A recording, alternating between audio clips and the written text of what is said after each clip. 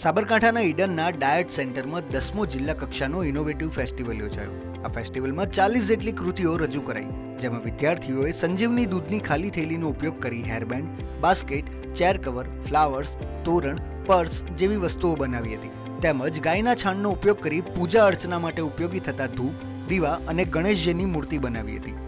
છાણમાંથી બનાવવામાં આવેલી છે, જેમાં તોરણ, ધૂપ, રાખડીઓ, દીવા, ગણપતિની મૂર્તિ જે તૂટી જાય તો પણ એનો પર્યાવરણ બચાવવામાં ઉપયોગ, ખાતર તરીકે ઉપયોગ થઈ શકે છે। પાણીની અંદર નાખે તો માછલીઓનો ખોરાક તરીકે ઉપયોગ થઈ શકે છે।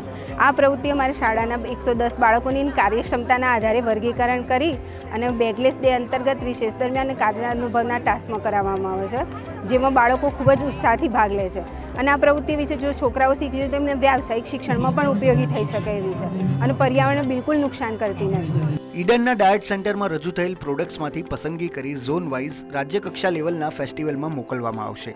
પ્રાથમિક અને માધ્યમિક શાળામાં ભણતા બાળકોના ક્રિએટિવ વિચારોમાં વધારો થાય અને તેઓ સામાજિક જીવનમાં બદલાવ કરી શકે તે હેતુથી આ ફેસ્ટિવલનું આયોજન કરવામાં આવ્યું હતું।